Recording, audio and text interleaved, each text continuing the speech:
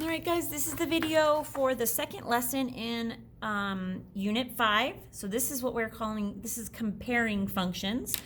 So when we compare functions, we compare one of two things. We're either going to compare their rate of change or slope, or we're going to compare their initial value or their y-intercept. So we're going to talk about how to compare their slopes, and then we're going to talk about how to compare their y-intercepts, and then we'll do some practicing. Okay, so this should not be new to you guys. We've been talking about slopes since, I think, Unit 2, right? Unit 2? Yeah.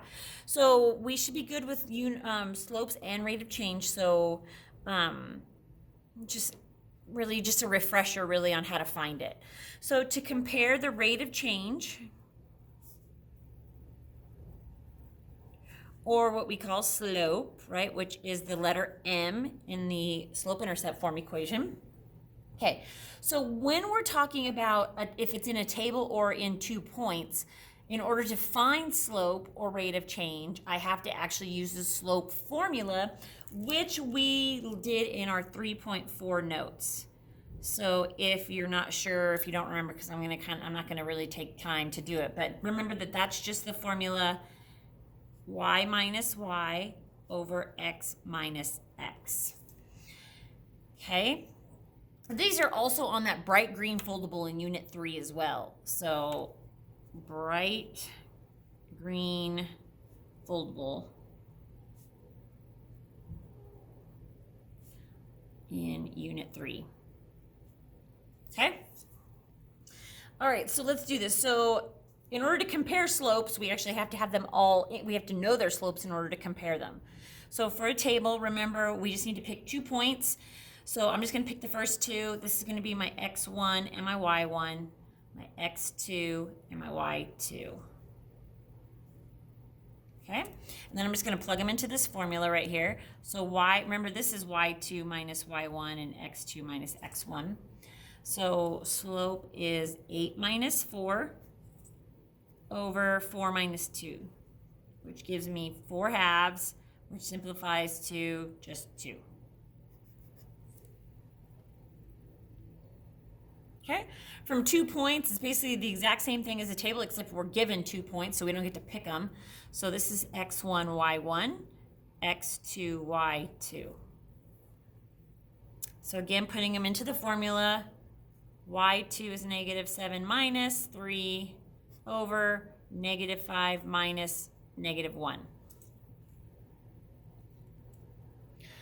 Negative 7 minus 3 is negative 10. And negative 5 minus a negative 1, remember that turns that kind of into a big plus. So it's actually negative 5 plus 1, so it becomes negative 4. So this, because they're two negatives, that would simplify to a positive, and then 10 fourths simplifies to 5 halves. So there's that one. So if I was comparing these, I know that this one has a greater rate of change than this one. No, it doesn't. This one has a greater rate of change than this one because this is 2.5 and this is just 2. Okay, let's do this one now. So from a graph, remember you just pick 2 points and draw the triangle. So here's a point and here's a point. So this one comes down 2 and over 3. So its slope is negative 2/3. And then remember, from an equation, it's just the number attached to x. So slope is 3 on this one. Okay, now if we were comparing all 3 of these slopes, it would be kind of hard to compare because some of them are in whole numbers and some of them are in fractions. I personally have an easier time comparing decimals than I do fractions. So what you want to do is, after you find the slope, is convert it to the same kind of form or units to compare. So for me, I would convert these all to decimals. So this one would stay 2. This one would become a positive 2.5. This one would become a negative 0.67, and then this one would just stay 3. And then I have an easier time comparing them.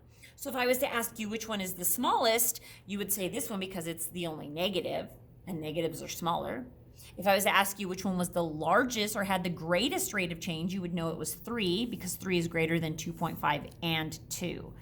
So once you have them in the right, all of them in slope, and then you have them in the same kind of form, whether it's fractions or decimals, whichever you prefer, then you have an easier time comparing them, okay? All right, let's talk about how to compare using your y-intercept or your initial value. Okay, so let's do that one down here. So for this one, we want to compare initial value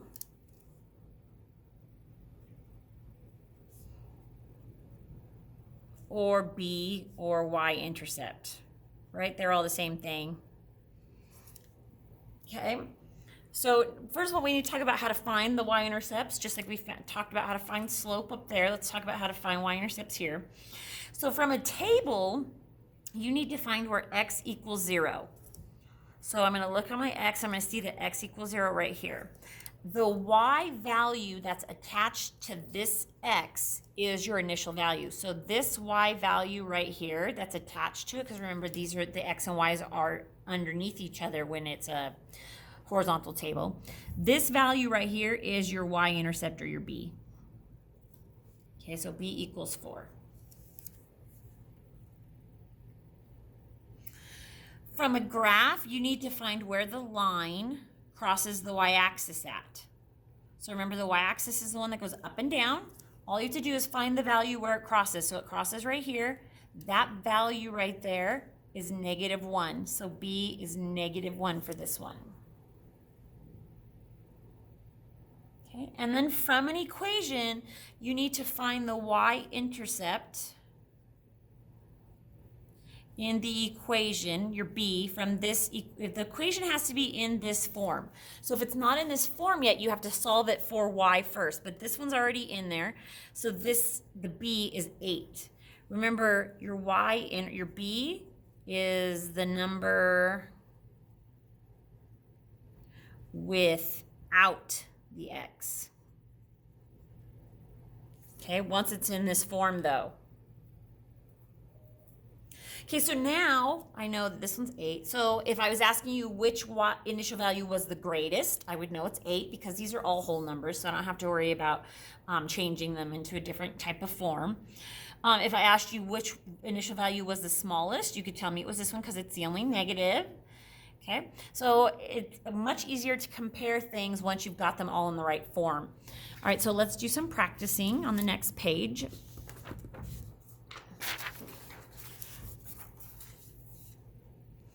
All right, so it says, which has a greater rate of change and how do you know? So the first thing we have to do is figure out their rates of change. Remember, rates of change is just another word for slope, so we're finding slope for both of these.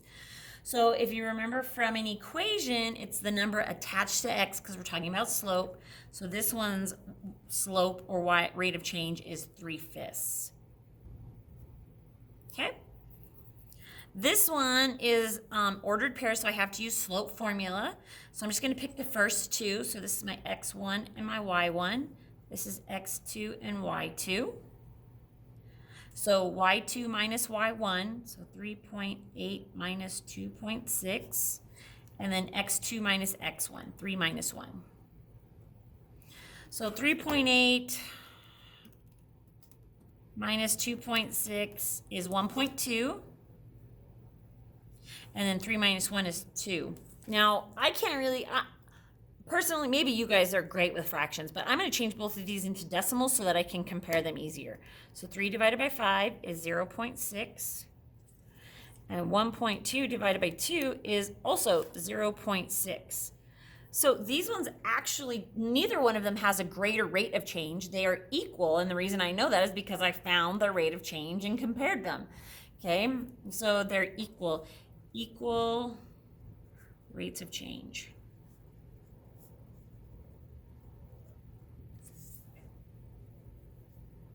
Okay? All right, this one over here. This one says find the rate of change and initial value. So we're looking for slope and we're looking for our b. For each function below, show all your work. All right, so in order to find slope and my initial value or my y-intercept from an equation, it has to be in slope-intercept form. It has to be in y equals mx plus b form.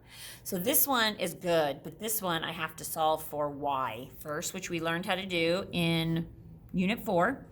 So I'm going to add 9x to both sides. So I get 3y equals 9x plus 27. Then I'm going to divide everything by 3. I'm going to get y equals 9 divided by 3 is 3x. 27 divided by 3 is 9. Okay? So now I can figure out what their slopes and their y-intercepts are because they're in the correct form. So for this one, my slope is 3 and my y-intercept is 9. This one over here, my slope is 0.75. Or if you wanted to change that to a fraction, it would be 3/4 if you like fractions better. And my b is 6. Okay, now I'm going to answer these questions. Function number, notice how there's a function 1 and a function 2 up here. Function number blank has a greater rate of change. So greater means bigger, and rate of change is slope. So this one has a 3, and this one has a 3/4 or a 0.75. So the greater one would be function 1 with a slope of 3. Okay? Then this one says function blank has a smaller initial value, which is b, our y-intercept. So this one's y-intercept is 9, and this one's y-intercept is 6. 6 is smaller than 9, so function 2 has the smaller initial value or the smaller y-intercept. Okay?